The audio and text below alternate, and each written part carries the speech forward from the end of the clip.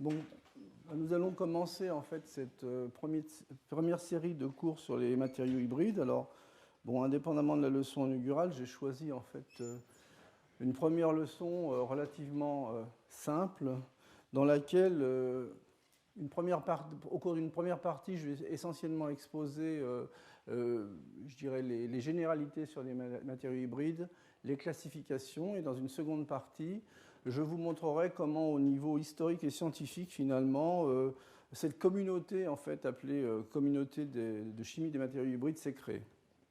Donc, tout d'abord, lorsque l'on regarde les matériaux dans la nature, organiques ou minéraux, vous voyez bien que ce ne sont pas des différences purement esthétiques qui séparent en fait ces deux mondes, c'est plutôt les aspects propriétés et fonctionnalités. Bon, le bois, bon, il y a des tas de propriétés d'usage sur lesquelles je ne reviendrai pas. Le fer, vous connaissez bien toutes les applications au niveau métallurgique. Mais en fait, je voudrais insister sur des matériaux du type argile et silicate, ou du sable, qui est également composé de silice, parce qu'en fait, ces matériaux, comme vous allez le voir un petit peu plus tard, sont d'une abondance très importante au niveau terrestre, et en fait sont à l'origine finalement des premiers matériaux hybrides. Alors, en ce qui concerne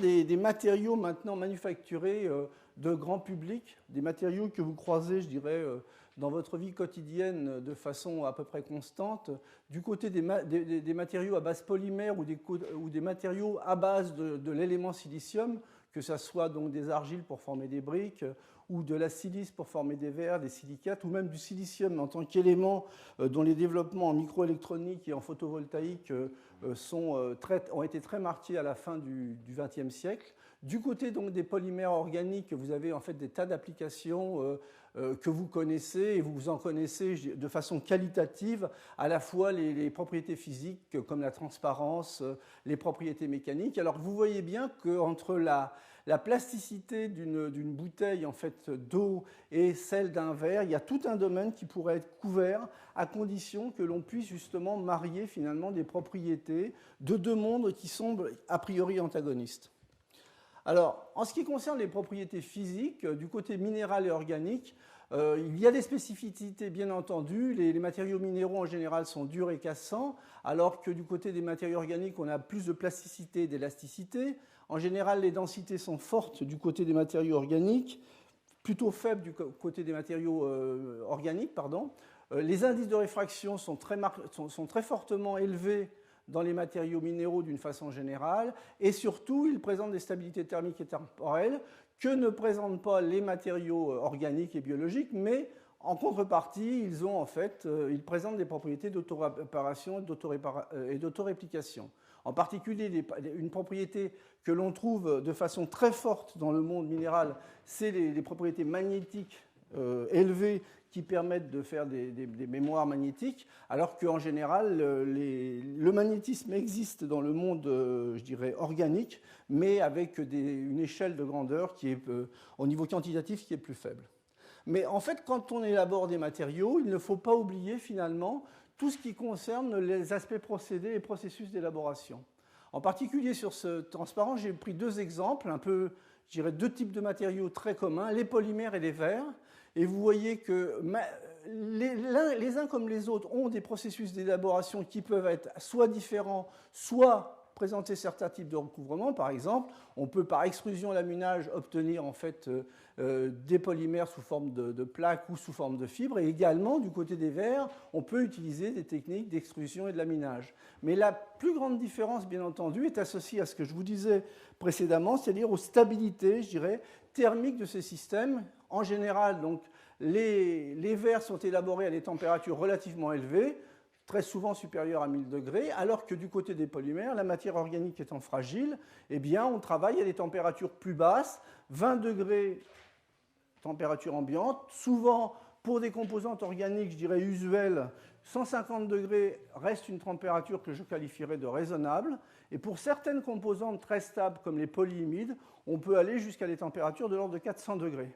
Mais 400 degrés, c'est un petit peu les températures limites auxquelles on peut travailler pour processer en fait des milieux polymériques.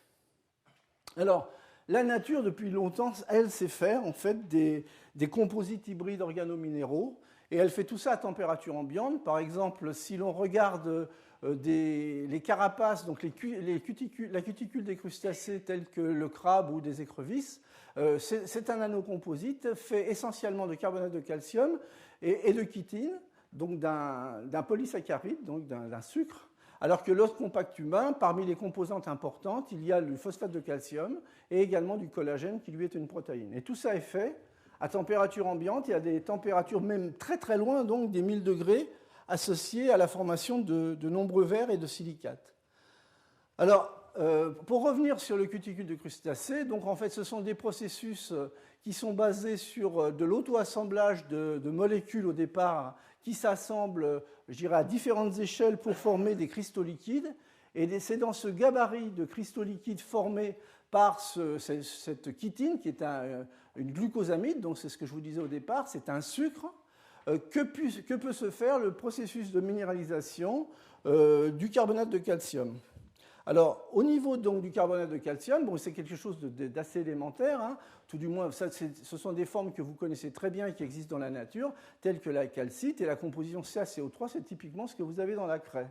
Donc la nature, c'est réaliser finalement un bouclier de protection très efficace, intelligent, à 20 degrés, en utilisant finalement du sucre et de la craie. C'est quand même quelque chose d'assez exceptionnel, et pour être très honnête, au jour d'aujourd'hui, on en est encore très très loin. Alors, si on regarde maintenant donc, les compositions, donc, vous voyez, il y a, évidemment, mécaniquement, il faut que ça soit dur. Donc, au niveau de la composition, vous voyez, on se déporte plutôt vers des taux élevés en carbonate de calcium par rapport à l'organique. Ça, je dirais que c'est relativement logique. Et tout ça, c'est réalisé dans des conditions douces. Ce sont des modes de construction qui vont du petit vers le plus grand. Et donc, ça permet donc, de coupler des composantes à une petite échelle et donc de compatibiliser. Et vous savez très bien que pour compatibiliser des composantes antagonistes, eh bien, il faut démarrer petit. Il vaut mieux démarrer à un niveau, je dirais, petit, que de mélanger en fait, des composantes qui ont déjà un certain vécu ou une certaine taille. Alors, en ce qui concerne, je dirais, les matériaux hybrides organiques et inorganiques, justement, leur mode de construction va se faire selon des modes qui partent en fait, d'espèces moléculaires ou de petites espèces nanométriques. Et donc, en fait, tout ça va être une chimie qui va se développer à des températures qui vont être soit la température ambiante, soit des températures qui vont monter, dans de nombreux exemples, aux alentours de 150 degrés, qui est la température un peu limite pour un grand nombre de molécules organiques, ou à 400 degrés lorsque l'on pourra faire des composites ou des nanocomposites avec des bases polymères qui sont connues pour être thermostables. Alors, un matériau hybride, en fait, c'est je dirais, c'est une mixité générée par une composante organique ou biologique et une composante minérale avec différents types de compositions, oxyde, carbonate ou phosphate. Et ce mélange intime conduit à un composite qui peut être un nanocomposite ou un composite à l'échelle moléculaire avec l'une des composantes dans un domaine de taille, vous voyez, qui est typiquement à l'échelle nanométrique de l'ordre de 1 à 100 nanomètres. Alors évidemment, en fonction du choix des compositions, je dirais des répartitions de taille, on a une variété infinie de systèmes qui peuvent être imaginés par le chimiste. Alors, j'ai 3 exemples très simples. Ça peut être simplement un colorant organique qui est encapsulé dans une matrice en verre. Ça peut être également, à l'envers, je dirais, plutôt des oxydes ou des métaux nanométriques qui sont dispersés dans une matrice de polymère, ou bien un hybride constitué de molécules qui portent dès le départ le caractère minéral et le caractère organique, le caractère minéral étant en bleu et le caractère organique en orange, pour former des véritables hybrides à l'échelle moléculaire. Et ces matériaux ne sont pas simplement des dessins, ils ont une réalité, je dirais, physique. Voilà par exemple des nanoparticules d'oxyde de silicium et d'or, un composite avec trois composantes distribuées dans un polymère fluoré. Typiquement, ce sont des études qui concernent les membranes à pile à combustible. Ceux-ci, ce sont des matériaux à base de silice ou d'organosilice dans lesquels différents types de colorants ont été encapsulés ou greffés. Et ceux-ci, ce sont des monolithes hybrides à l'échelle moléculaire. Et donc, en fonction de la nature et du choix du type de précurseur, ces monolithes qui ressemblent en fait à des morceaux de verre peuvent présenter des porosités qui vont de surfaces, je dirais, très petites, de l'ordre de quelques mètres carrés par gramme, à des surfaces très élevées, de l'ordre de 1000 mètres carrés par gramme. Alors, au niveau donc, de ces matériaux hybrides, vous avez bien compris que lorsque l'on mélange des composantes à une petite échelle, donc on est donc dans un domaine qui tourne autour de quelques nanomètres, la surface, le rapport surface-volume de ces matériaux est très élevé, et donc de ce fait, on a une interface hybride organique-inorganique qui est très étendue. Et donc c'est justement cette interface, son extension, qui va contrôler un certain nombre de propriétés. Non seulement les propriétés comme l'homogénéité, la transparence, mais également un certain nombre de réponses optiques ou autres. Et donc c'est pour ça que ces matériaux ont été classés finalement en fonction des interactions échangées à l'interface entre les composantes. Alors au niveau de la classe, ce que l'on appelle des matériaux de classe 1, ce sont des matériaux qui n'ont pas de liaison chimique covalente ou ionocovalente. Ça ne veut pas dire qu'il n'y a pas d'interaction, ça veut simplement dire qu'il n'y a pas un recouvrement orbitalaire fort. Et donc ce sont essentiellement des interactions, je dirais des forces de type van der Waals, des liaisons hydrogènes ou des interactions électrostatiques ou pipi qui sont échangées entre la composante minérale et la composante organique. Ce que l'on appelle des matériaux de classe 2, justement, dans ce cas-là, on va avoir une interaction avec un recouvrement orbitalaire marqué, donc une liaison chimique de type covalente ou ionocovalente. Alors, bien entendu, lorsque vous élaborez un matériau de classe 2, eh bien, vous êtes très souvent en classe 3, parce que ce type d'interaction, elles existent toujours dans un matériau. Elles existent tout le temps. Vous avez toujours des interactions, des forces de London, des forces de Van der Waals. Mais je dirais, ce classement classe 1, classe 2 met en avant justement cette différence de lien, parce que cette différence dans le lien va générer finalement des stabilités, des degrés d'homogénéité qui vont être très différents. Alors au niveau de réseau, ça peut se présenter de façon très simple de cette façon, comme deux réseaux qui sont interpénétrés, dans lesquels les deux réseaux en classe 1 échangent essentiellement des interactions, je dirais, pas faibles parce qu'elles sont coopératives, mais des interactions sans recouvrement orbitalaire. Et en classe 2, eh bien, vous avez deux réseaux avec des ponts. Des ponts, il y a des véritables liaisons chimiques entre les composantes minérales et les composantes organiques. Alors, en ce qui concerne maintenant l'élaboration de ces matériaux hybrides, j'ai essayé de classer simplement les modes d'élaboration de ces matériaux en 4 grandes voies. Une première qui concerne finalement à insérer les composantes organiques dans un réseau hôte, le réseau minéral, qui va être préformé à l'avance. Ou bien, à l'envers, donc de disperser une composante minérale dans un réseau polymère qui va être préformé. Puis ensuite, en quatrième possibilité, donc, on va se servir d'un réseau minéral qui va se former autour de la composante organique, ou bien, à l'envers, le réseau organique hôte va se former autour ou à partir de composantes minérales. Et pour finir, on a un mode, je dirais, qui peut utiliser une croissance simultanée des deux composantes organiques et minérales. Alors, en ce qui concerne le premier mode, l'insertion finalement de composantes organiques dans un réseau minéral, un des exemples, je dirais, les plus communs, c'est l'insertion de molécules organiques dans les matériaux lamellaires de type argile. De nombreuses argiles sont lamellaires et présentent en fait des propriétés d'insertion. Tout ceci, ça sera discuté au cours de la prochaine leçon, le 9 mars. Et ces propriétés d'insertion sont très utiles. En fait, il y en a une que vous connaissez de façon assez évidente, c'est l'argile du potier. Lorsque vous rajoutez de l'eau, ça vous permet finalement de travailler la matière argileuse, parce qu'un certain nombre d'argiles gonflent, et donc ça permet en fait une facilité de mise en forme. Et ce sont en général donc d'excellents absorbeurs, et on peut échanger finalement dans cette matrice qui sert de réseau hôte une molécule organique, l'intercaler pour faire des organoargiles. Et si cette molécule organique est un polymère ou un monomère polymérisable, eh bien on va obtenir un système qui va gonfler et qui va constituer finalement des argiles hybrides qui vont s'exfolier pour faire en fait typiquement des nanocomposites. Alors ça, c'était une façon de voir le problème. La seconde façon, c'est d'utiliser à l'envers, je dirais, un réseau hôte poreux qui est déjà formé et l'imprégner avec une composante organique et ensuite polymériser cette composante organique.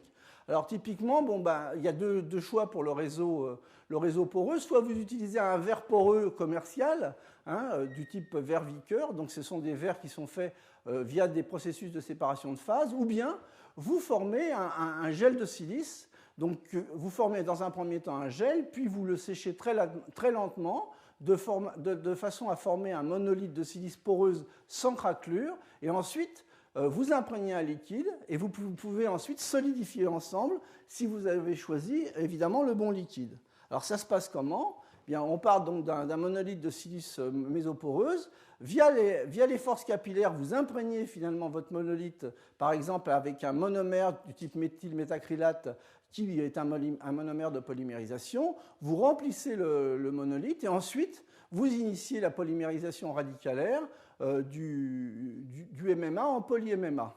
Alors bien entendu, l'avantage de tout ça, c'est que vous pouvez d'une part modifier la composition de la phase organique en rajoutant des colorants, mais également le fait d'avoir un composite polymère silice vous permet d'obtenir des matériaux qui sont très facilement polissables. Donc on obtient des monolithes, vous voyez, avec différentes formes. Donc on peut même obtenir en fait des réseaux de monolithes qui sont facilement polissables, comme je vous le disais, dans lesquels on peut inclure par exemple des colorants luminescents comme de la rhodamine et donc obtenir de cette façon relativement simple des lasers à colorants solides. Alors, ça, c'était donc les voies où finalement les réseaux sont utilisés et préformés. Alors, la voie qui concerne à disperser des composantes minérales dans un réseau de type polymère, je n'ai choisi qu'un exemple, c'est celui de la dispersion de nanoparticules dans un polymère relativement commun, et j'ai choisi à nouveau le PMMA, c'est-à-dire le même polymère. Alors, le problème qui se pose à ce niveau-là, c'est qu'on a des espèces colloïdales, un polymère, et il faut absolument les compatibiliser dans un solvant commun.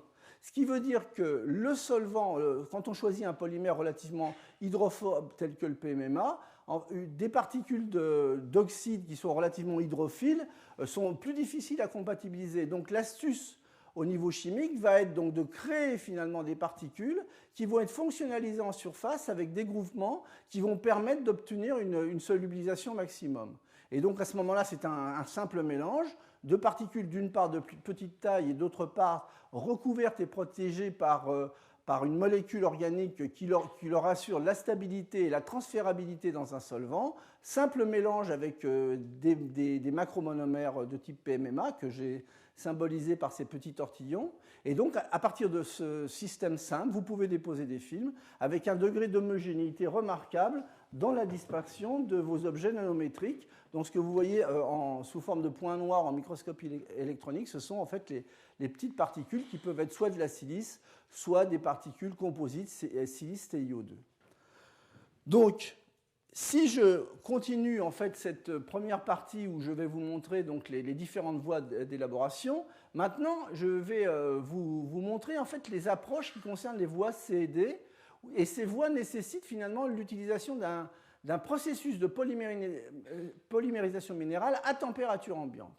Alors il y a deux options, donc le réseau hôte se forme autour des composantes organiques, ou le réseau minéral, ou bien l'inverse, donc le réseau organique se forme autour ou à partir de composantes minérales. Et ensuite, je vous parlerai donc d'autres types d'approches qui sont des croissances simultanées des deux composantes organiques et minérales. Alors, en ce qui concerne donc le point C, donc la création d'un réseau hôte, eh bien, il faut que je vous rappelle en fait les bases de la polymérisation minérale en quelques transparences. Ça va aller relativement rapidement. Donc en fait, on peut, tout comme dans le cas des polycondensats organiques, on peut par polymérisation et par polycondensation minérale obtenir également des réseaux de macromonomères. En fait, les processus les plus utilisés sont les processus de polycondensation hydrolytique, non hydrolytique, ou bien des processus de polymérisation par coordination. Donc cette année, on va s'en tenir essentiellement au processus de polycondensation hydrolytique. Donc on part d'un précurseur moléculaire qui, lorsqu'il n'est pas sollicité, est stable. Et ensuite, on sollicite en fait, on rend réactif ce précurseur moléculaire, soit par une élévation de température et une modification de pH, soit par l'ajout d'eau pour former finalement des oxopolymères métalliques qui peuvent être des oxydes ou des silicates. Alors ce sont bien des réactions de polycondensation parce que dans toutes ces réactions, vous avez élimination, comme ce que vous avez vu en chimie organique, d'une petite molécule qui en général est une molécule d'eau, une molécule d'alcool.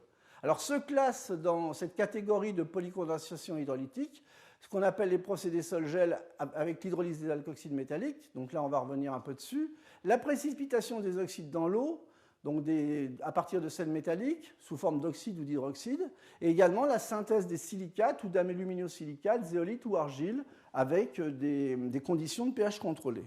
Tout ça, ce sont des réactions de polycondensation hydrolytique. Alors, en ce qui concerne donc les procédés sol-gel et les réactions de polycondensation minérale hydrolytique, il y a deux étapes. Il y a une première étape qui s'appelle donc l'hydrolyse et une seconde étape qui est une étape de condensation. Donc, dans le cas de l'hydrolyse, on part d'un alkoxyde métallique, donc un métal entouré de groupements alkoxy. On les hydrolyse par ajout d'eau pour former un groupement réactif MOH et libération d'une molécule d'alcool. Et ceci est le précurseur réactif qui va pouvoir donner lieu au réseau finalement de polymères via des réactions de condensation. Alors il y a différents types de réactions de condensation.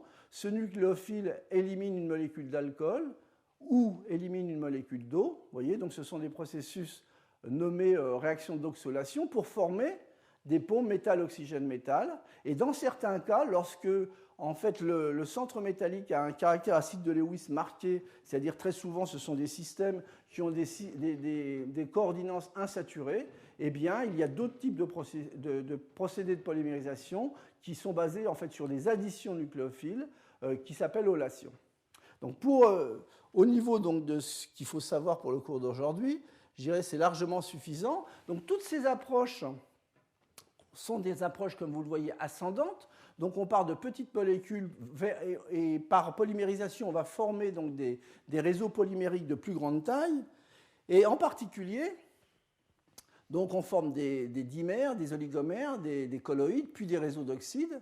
Et en particulier, en fonction donc, de la concentration et de la taille, on va croiser un domaine qui va s'appeler le domaine des sols, qui sont donc des dispersions colloïdales de petits objets, donc qui sont en suspension dans un liquide, jusqu'au gel, où ces petits objets se collent les uns les autres et via un processus de percolation finissent par gélifier l'ensemble du récipient, comme vous le voyez là. Et donc dans ce système de gel, vous avez finalement un réseau connecté de polymères qui emprisonne un solvant dans ses mailles. Et donc ensuite, par d'autres types de traitements, vous pouvez éliminer ce solvant et aller vers la formation de produits pulvérilants ou de monolithes en fonction de comment vous gérez l'étape de séchage.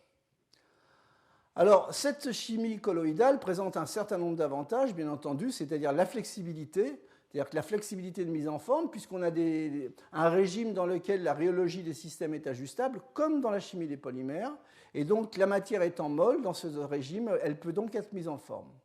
Alors, au niveau donc, des précurseurs utilisés pour la polymérisation minérale, en voici quelques-uns. Donc, d'abord des alkoxydes, c'est l'exemple que j'ai pris au départ, mais ça peut être également des sels minéraux ou des chloroalkoxydes, et donc avec différents types de métaux. Donc, vous pouvez utiliser, je dirais, toute la richesse du tableau périodique.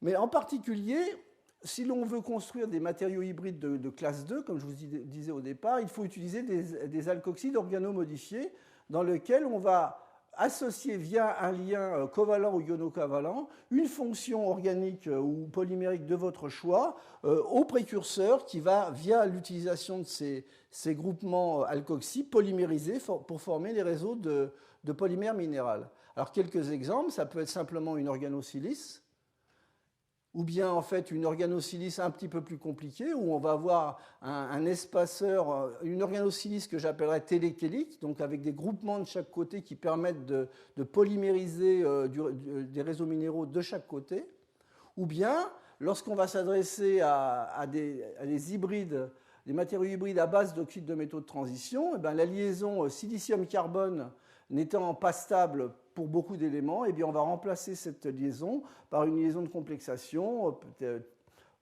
typiquement un acide carboxylique ou une bêta-dicétone. Et donc les fonctions organiques, l'hybridation va pouvoir être développée à partir de ce type de lien et l'utilisation de différentes fonctions R. Alors bien entendu, on peut décorer également des fonctions de type organosilane, et en fonction du choix de la fonction R, eh bien, on va je dirais simplement classer en deux catégories les différents types de matériaux formés.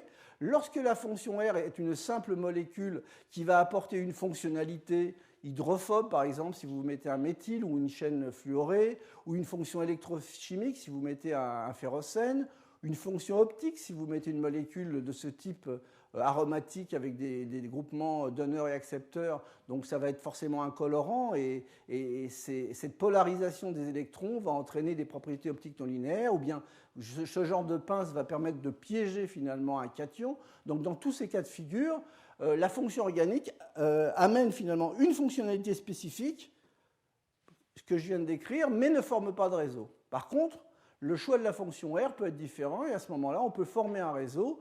Si R, par exemple, est un groupement polymérisable du type métacrylate, type époxyde, ou de type pyrrole ou thiophène, qui, via des réactions de polymérisation oxydative, vont générer également des polymères organiques. Une autre option, et la dernière en ce qui concerne donc la formation de réseaux, je dirais, interpénétrés, c'est l'utilisation de macromonomères qui vont être fonctionnalisés. Macromonomères, c'est-à-dire des polymères qui ne vont pas être de trop grosse taille, donc qui vont rester quand même dans un domaine de solubilité, et que l'on va fonctionnaliser astucieusement, vous voyez, avec des fonctions étoxysilylées, pour les coupler à un réseau minéral. Donc la composante de classe 2 va se former grâce à ce type de liaison, donc ça va permettre de compatibiliser donc des polymères qui seraient plus difficilement compatibilisables par un simple mélange. Donc des polyimides, des polyarylènes éther-cétone, vous voyez, que l'on fonctionnalise au debout, ou bien des polymères de ce type, donc des polyoxazolines, que l'on fonctionnalise à trois endroits différents. Alors vous voyez tout de suite, un chimiste, verrait tout de suite que l'intérêt de ce genre de molécule, c'est qu'elle va très bien interagir via des interactions, je dirais, des greffons covalents avec de la silice, donc, et également, comme ce polymère est porteur de fonctions carbonylées, eh bien ça, au niveau des interactions de type classe 1, ça va être très favorable à des interactions de liaison hydrogène, par exemple, avec des silanols, des SiOH résiduels de la silice. Donc avec ce type d'approche, on peut avoir des matériaux dispersés à une très très petite échelle, avec une interface très étendue et avec un degré d'homogénéité et de transparence qui couvre pratiquement tout le domaine de composition organo-minérale. Alors, les dernières voies que je voulais explorer avec vous, ce sont les voies qui concernent finalement les croissances simultanées de deux composantes organiques et minérales. Non, pardon. Le réseau minéral hôte se forme autour des composantes organiques et vice-versa. Donc en fait, un exemple qui est assez général et qui est énormément utilisé par la communauté des matériaux, c'est d'utiliser finalement l'effet gabarit en utilisant un latex. Le latex, ce sont des petites billes de polystyrène que l'on peut synthétiser ou éventuellement acheter avec des tailles parfaitement contrôlables. Donc la stratégie est assez simple. Vous déposez sur un filtre des petites billes qui s'empilent, vous voyez, suivant un empilement compact de sphères. Dans une deuxième étape, vous faites passer à travers ce réseau de petites billes une solution de précurseur de silice ou d'organosilice pour former un composite silice-latex après polymérisation. Évidemment, il ne s'agit pas de mettre quelque chose qui a trop polymérisé à cette étape-là, donc il faut que le système soit fluide. Là, vous obtenez un système qui est polymère, puis par élimination du latex et lavage ou calcination, vous obtenez en fait une réplique qui est la silice hybride micro et nanostructurée. Et ça va dépendre d'un certain nombre de facteurs, évidemment de la composition que vous choisissez ici et également de la taille des latex. Alors bon, j'ai deux exemples à vous montrer, je ne sais pas si on voit très bien dans la salle. Donc ce sont par exemple des silices hybrides. Une fois que vous avez enlevé l'empreinte du latex, que vous voyez les trous, finalement ce sont les trous qui ont été générés par le latex. Et ce qui forme les murs des matériaux, finalement, c'est un composite obtenu par polymérisation d'une fonction organique, le silice porteur d'une fonction organique, le vinyle, et de tétraalkoxysilane. Et donc, en fonction maintenant de la taille des latex, vous pouvez générer des matériaux avec des porosités qui vont être différentes. Et donc, dans 3 cours, en fait, il y aura tout un cours qui va être consacré entièrement aux aspects matériaux poreux. Alors, Une autre façon de voir les choses, c'est de se dire, bon, maintenant on va partir à l'envers, donc d'un réseau polymère préformé. Le réseau polymère, on va le former sur une composante minérale préformée. Et pour cela, bon, on va utiliser des nanoparticules de silice, que l'on sait très très bien calibrer. Dans une première étape, ces particules en surface qui portent en fait des groupements réactifs silanols peuvent être couplées à une molécule de ce type, donc un organosilane. Donc c'est une réaction simple de substitution nucléophile. Donc vous formez en fait ce précurseur, et ce précurseur porte un halogène, et donc c'est la condition nécessaire pour pouvoir initier ce que l'on appelle des réactions de polymérisation par transfert de radicaux contrôlés avec des catalyseurs en cuivre, et donc de générer, à partir de la surface de la particule, qui est là, vous pouvez générer donc un polymère organique. Dans ce cas présent, donc, c'est à nouveau un polyméthylmétacrylate, et donc vous obtenez une particule cœur-couronne, en fait, composée d'un cœur de silice, et autour de cette particule, vous obtenez finalement une couche de polymère. Alors on peut, dans certains cas, donc ça c'est un travail qui a été fait essentiellement par l'équipe de Bernadette Charleux, on peut dans certains cas, eh bien, je dirais, pousser le jeu un petit peu plus loin, et donc partir d'un latex. Donc ça, c'est le latex ou le trou du latex après calcination.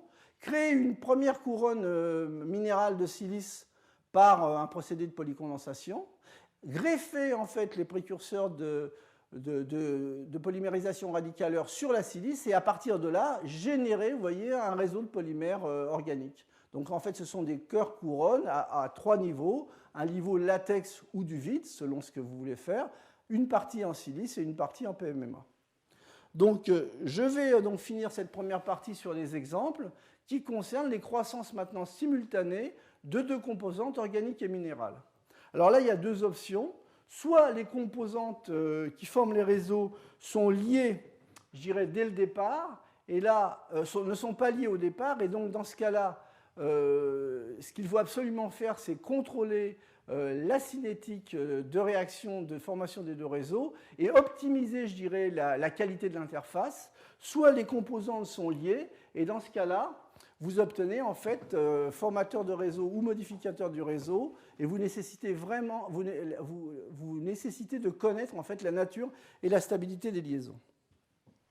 Donc des réseaux en fait non liés interpénétrés, une façon de les construire, c'est de partir de précurseurs inorganiques et de monomères organiques dans un solvant commun, qui n'est pas n'importe lequel, je vais vous faire voir, réaction d'hydrolyse-condensation simultanément générée avec la réaction de polymérisation organique.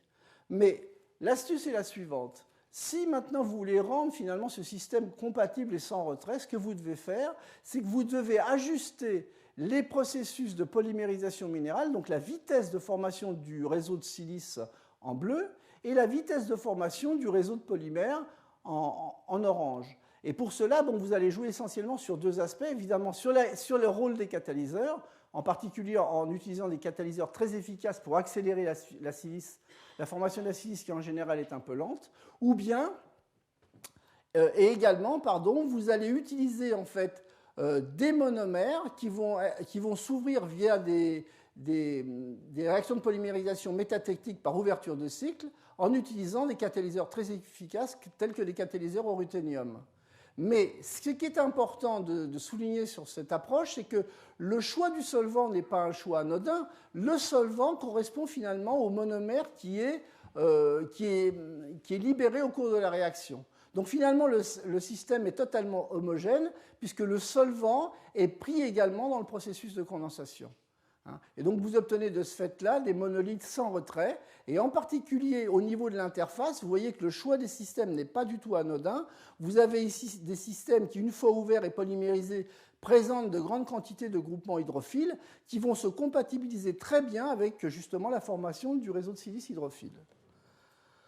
Alors, le dernier point sur les différentes voies d'approche, c'est celui qui concerne donc des réseaux dans lesquels les 2 composantes sont liées, formateur ou modificateur de réseau. Donc on peut utiliser un modificateur de réseau en utilisant par exemple un précurseur de ce type où ces 2 fonctions méthyle finalement vont bloquer la polymérisation dans un sens. Ce sont des systèmes qui sont générateurs de chaînes.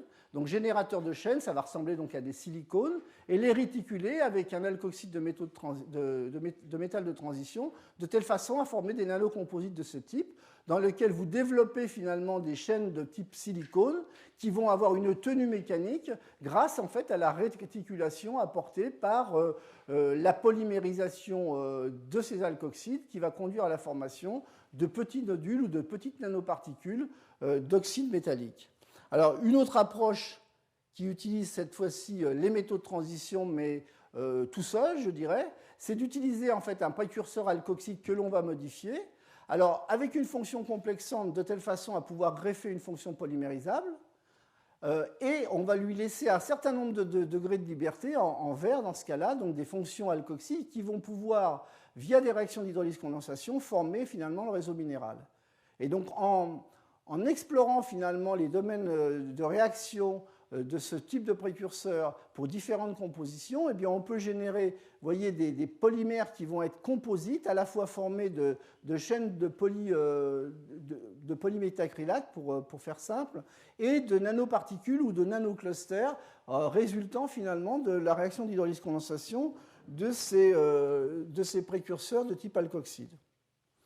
Alors, ces matériaux hybrides, vous voyez, bon, il y a une grande palette de stratégies pour pouvoir les synthétiser, mais ils sont intéressants, ils ne sont pas intéressants uniquement du point de vue de la chimie, mais également au niveau des applications.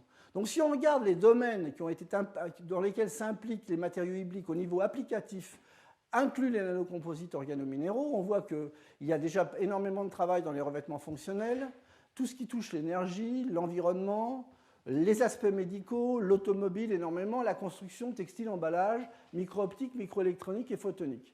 Donc ça, je le regarderai en détail avec vous, je dirais dans la dernière leçon de cette année.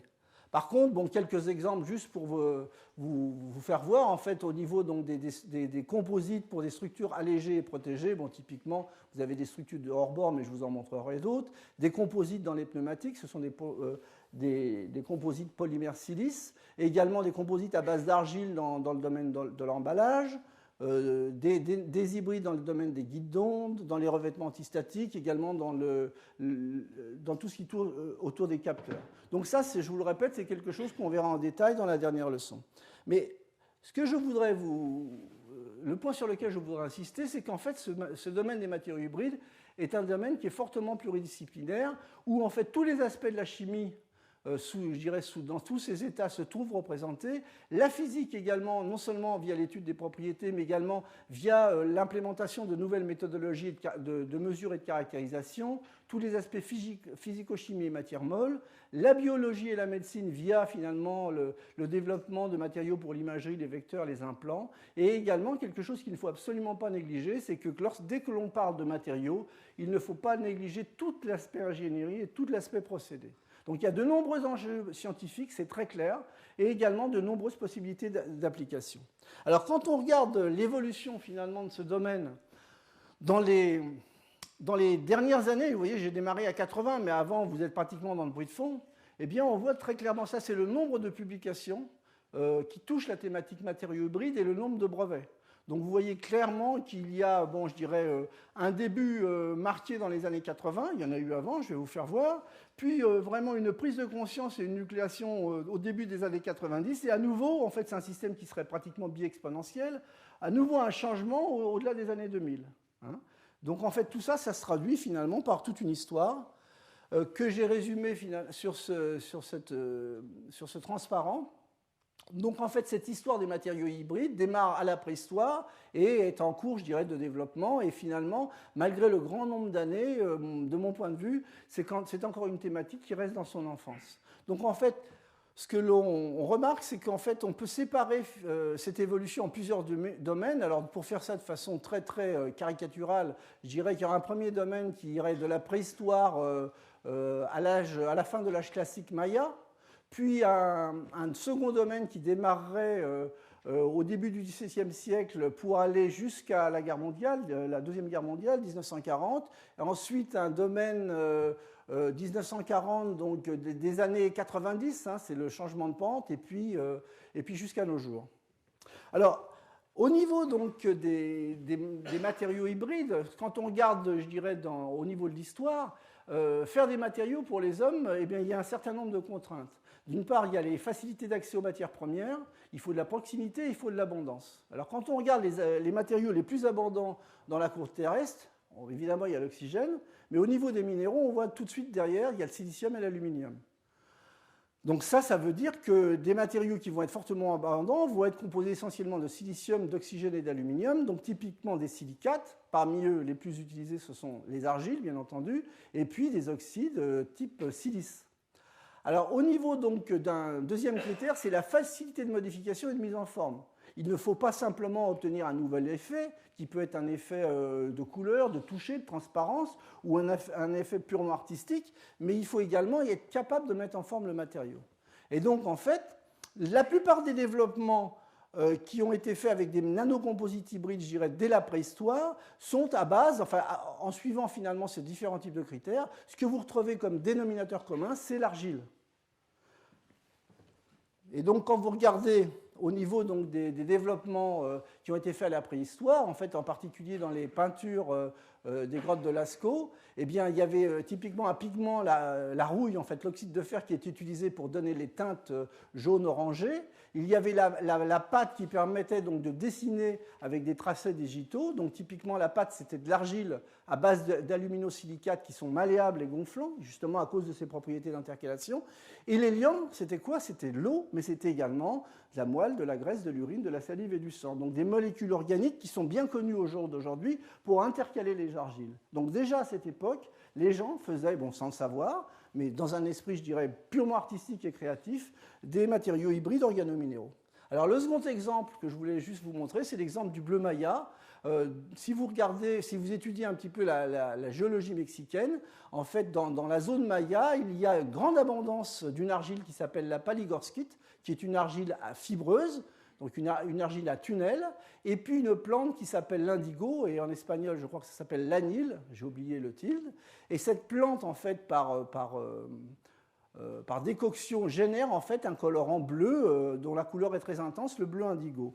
Et donc les Mayas, en combinant finalement ce colorant et la structure de l'argile, en chauffant à une centaine de degrés, ils inséraient finalement ce colorant dans la structure argileuse, et c'est cet ensemble qui donne finalement la coloration bleu maya. Alors ce qui est très intéressant dans le bleu maya, c'est évidemment c'est sa stabilité, non seulement temporelle, mais également qui est difficile à dégrader dans les atmosphères humides, et également soumis à des contraintes biologiques. Donc ça, ce sont des fresques qui sont bien connues. Bon, il y a celle de Bonampak, qui a été en fait une des premières révélations sur les études du bleu maya, ou celle du temple de Caxasla au Mexique. Et donc vous voyez, ce sont des bleus qui restent très très bien marqués. Et ceci, en fait, c'est grâce en fait, à la protection finalement de cette molécule organique qui est fragile par cette coque minérale qui la protège finalement de toutes les agressions qu'elle pourrait subir. Alors si on revient en fait sur la charte, donc en fait, nous avons parcouru, mais au grand galop en fait, toutes ces années-là, et maintenant je vais vous retracer très rapidement l'histoire finalement qui démarre au début, je dirais, de la chimie, c'est-à-dire au début du XVIIe siècle. Alors là, ce que j'aimerais citer, c'est deux noms, c'est Jean-Baptiste von Helmont et Bergman. Le premier en 1640, parce qu'il a utilisé finalement, c'était un petit peu les débuts, vraiment les débuts, les prémices du sol-gel, donc la création de ce qu'on appelle le water glass, c'est-à-dire une solution de silicate alcalin par simple dissolution en milieu basique du sable. Et donc ce qu'il avait vu à l'époque, c'est qu'une fois qu'il obtenait cette suspension, qui était une suspension donc de silicate, en changeant le pH à nouveau, donc l'acidité, il obtenait en fait à nouveau un précipité, et au niveau, parce qu'à l'époque l'outil principal, ce n'était ni la microscopie électronique ni l'ARMN, c'était la balance. Et donc en pesant, il s'est rendu compte que finalement il retrouvait la quantité de silice et de matériaux qu'il avait utilisé au départ dans sa synthèse. Et Bergman, en fait, lui, a fait une manip un petit peu plus contrôlée, un peu plus fine. En particulier, il a contrôlé en fait, la façon d'introduire de l'acide et la quantité d'acide, ce qui lui a permis d'obtenir, à partir justement de ces silicates alcalins, la formation de gels, les premiers gels, je dirais, de silice. Alors, La première étincelle dans l'évolution de ces systèmes, eh ben, elle est due à un savant, donc John Jacob Berzelius, qui a, je dirais, fait deux faits marquants parmi d'autres, mais en ce qui nous concerne, c'est-à-dire la chimie du silicium, synthèse du silicium élémentaire, via une réaction, vous voyez, avec du fluoroxylicate de potassium et du potassium. Donc ça permettait d'isoler l'élément. Et ensuite, à partir de cet élément isolé, c'était la synthèse d'un précurseur qui était très important, donc d'un tétrachlorure de silicium, qui, vous le voyez, sera un précurseur intéressant, justement, pour développer, en fait, toute une chimie de polymérisation minérale.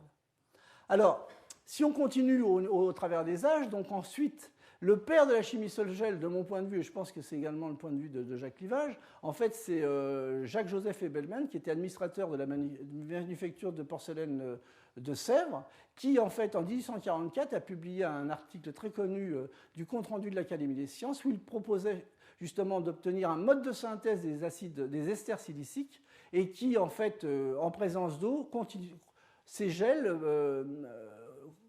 permettaient de former, ces précurseurs permettaient, en présence d'eau, via des réactions de polymérisation inorganique qui n'étaient pas connues à l'époque, de former des gels. Donc ça a été, je dirais, le père, de mon point de vue, de la chimie sol-gel. Alors ensuite, lorsque l'on veut s'orienter vers les hybrides, il faut citer en fait un certain nombre de noms qui sont très connus. Vous connaissez tous les réactions de Friedel et Kraft, Friedel français et Kraft américain. Et donc, en fait, ce sont les scientifiques qui, les premiers, finalement, ont réussi, via des réactions à partir du tétrachlorure de silicium et du zinc diéthyle, la formation d'un précurseur métallo-organique, organométallique du silicium. Et dans la foulée, Albert Landenburg a montré justement que ce type de liaison était stable en présence d'eau. En particulier, traité à l'eau acide, vous voyez, il obtenait des huiles stables en température, qui étaient déjà finalement des embryons de silicone.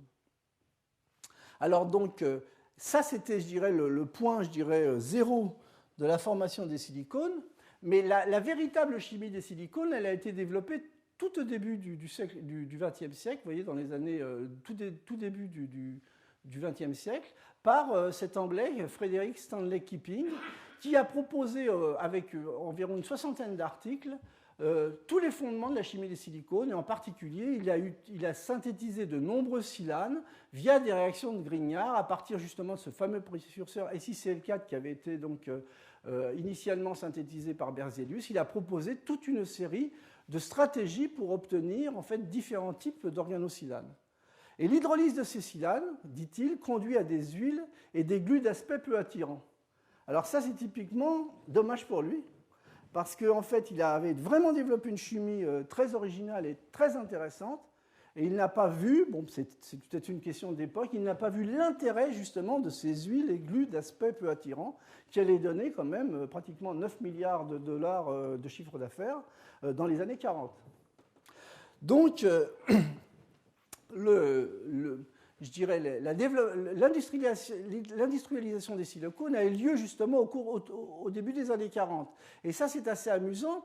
Le départ, ça a été une rencontre entre James Hyde et Eugene Sullivan, qui était directeur scientifique de Corning Glass Works à l'époque. Et en fait, d'après ce que j'ai lu, en fait, ça s'est amorcé de la façon suivante. Les industries du verre voyaient à l'époque la montée en puissance de tout ce qui était plastique et tout ce qui était polymère.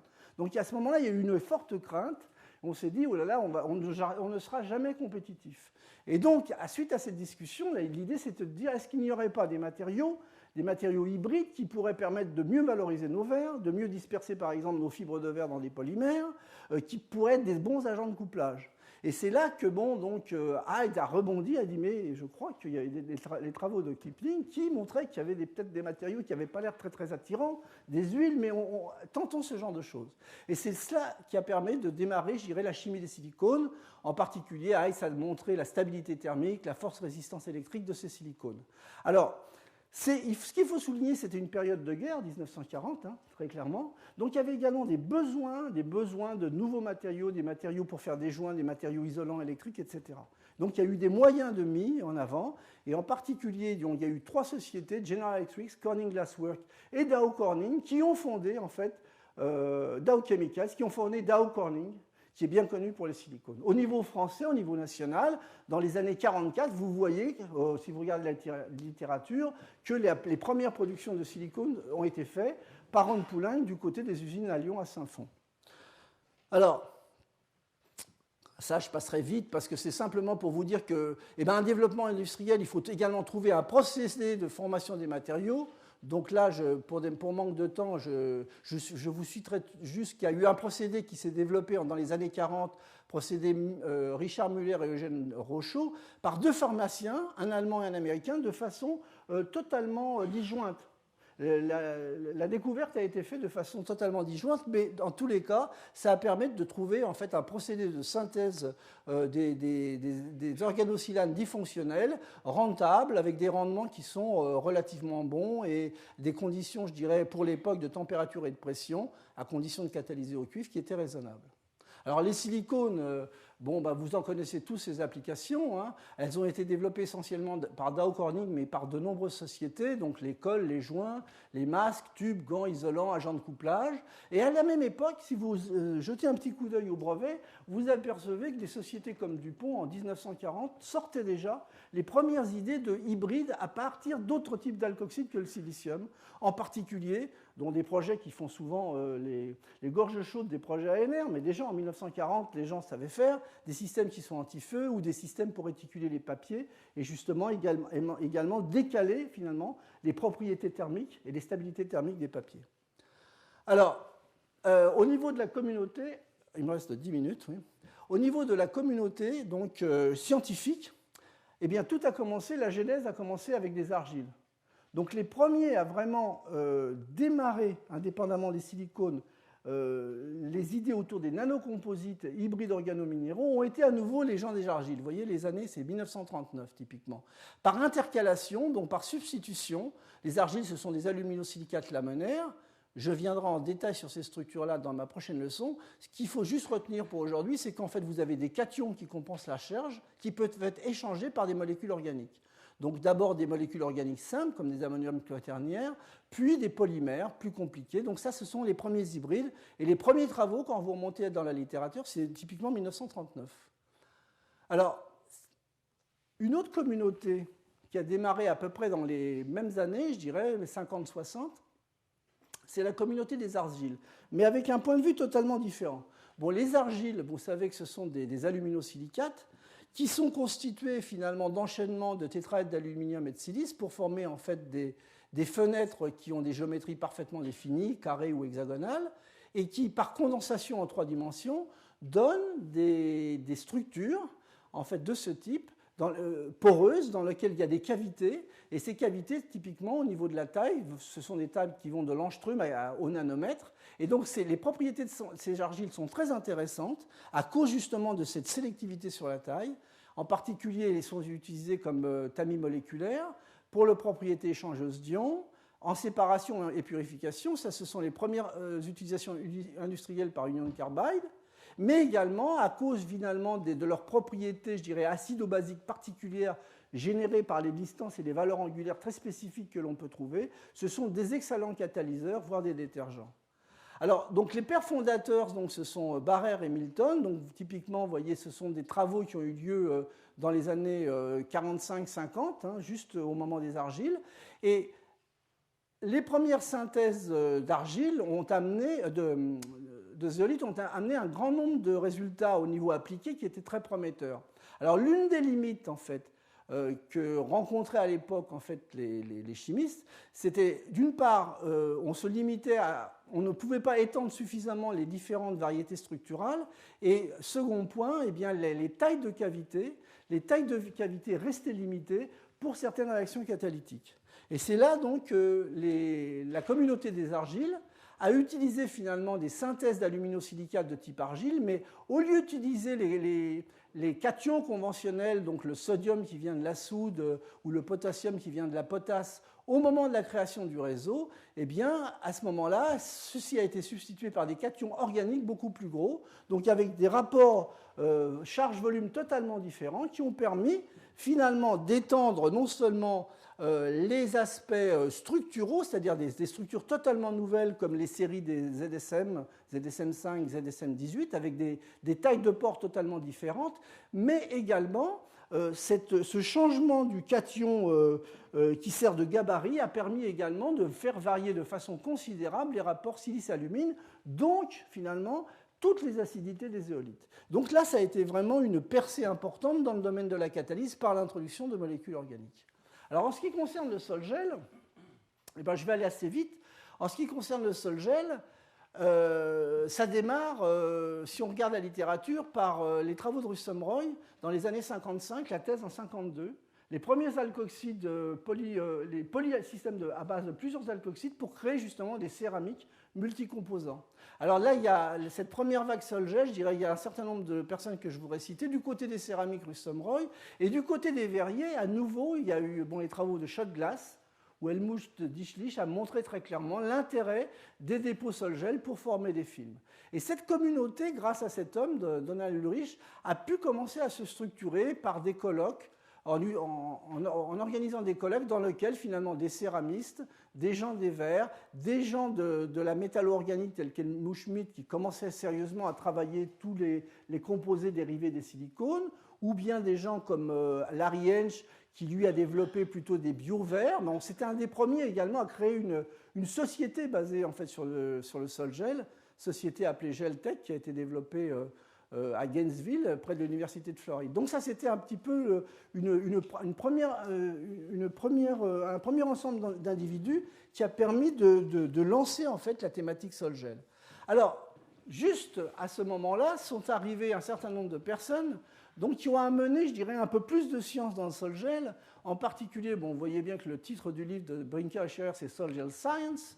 En particulier via l'utilisation d'une meilleure compréhension des procédés sur les films, en utilisant en fait des techniques de caractérisation adaptées finalement à ces nouveaux matériaux. Et Georges Scherer, lui, ce qu'il a fait, c'est mieux comprendre toute la physique à la fois du séchage et les aspects mécaniques de ces matériaux qui étaient des matériaux qui étaient très mal compris à l'époque au niveau des propriétés physiques.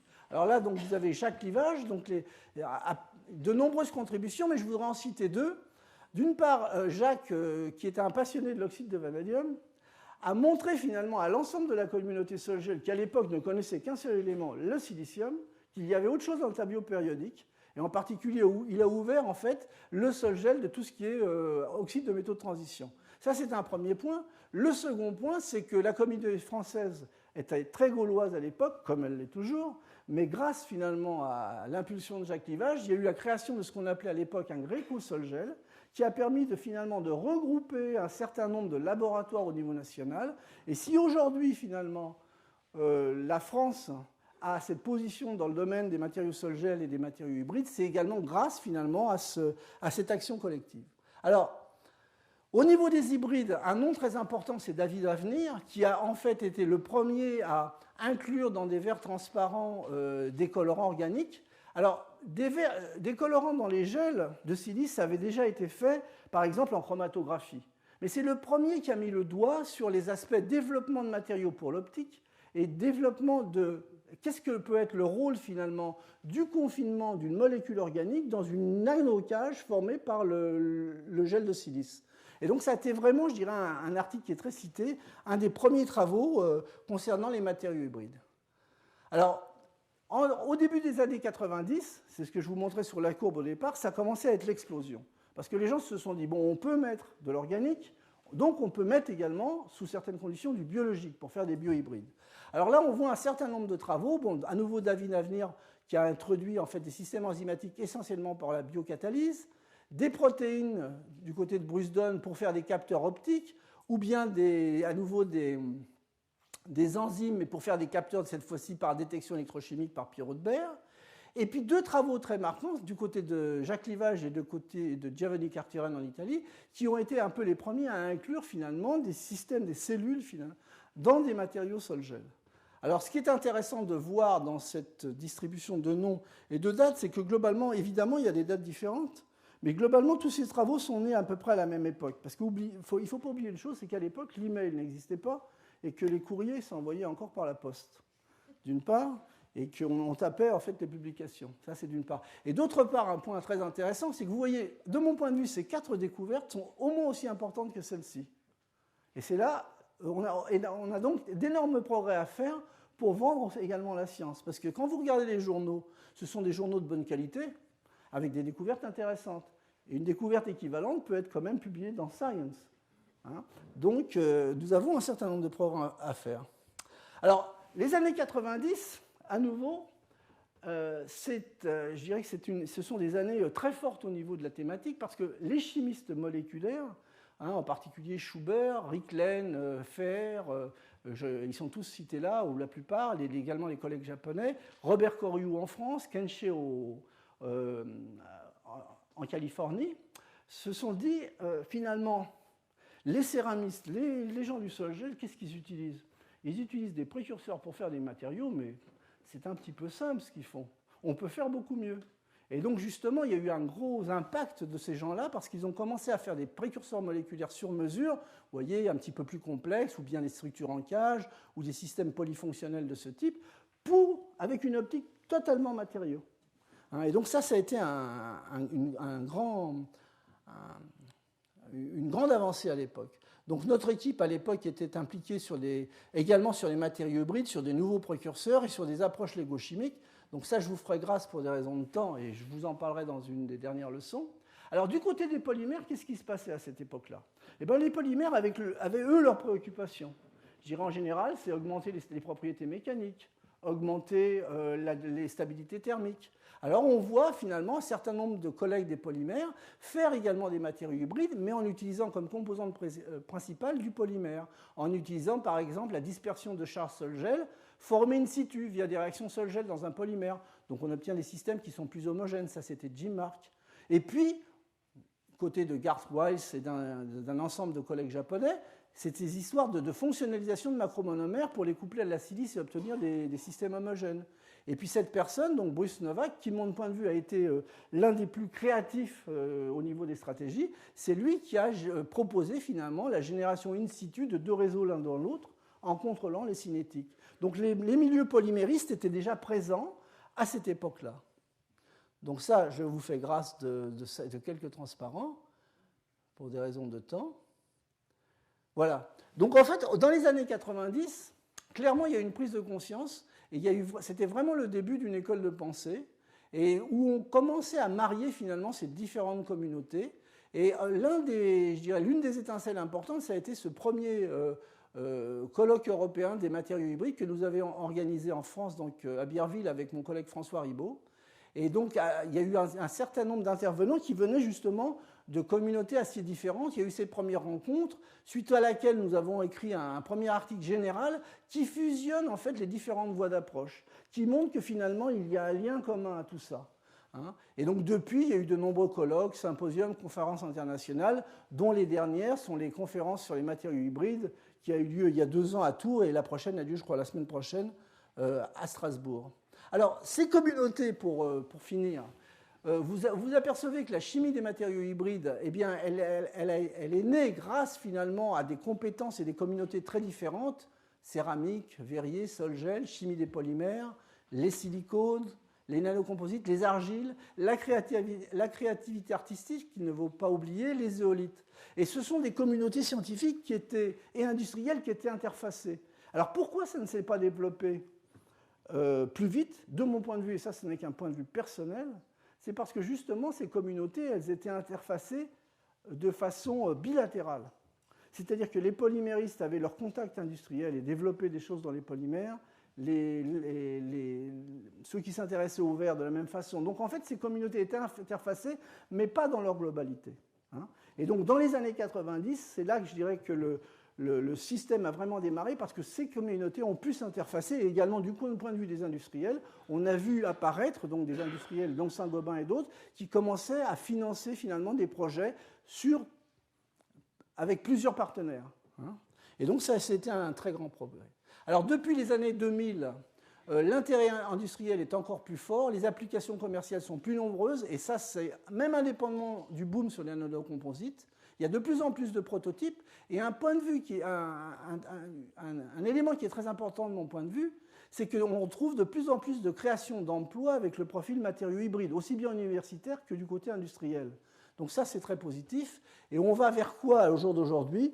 On va vers à nouveau se rapprocher de la nature via des approches biomimétiques ou bio-inspirées, une chimie encore plus verte, la recherche de systèmes plus complexes et multifonctionnels, et la recherche donc de structures hiérarchiques, analogues un petit peu à ce que peut réaliser la nature. Donc je finirai sur un aspect totalement esthétique, pour vous dire qu'au jour d'aujourd'hui, les chimistes sont véritablement à l'école du vivant.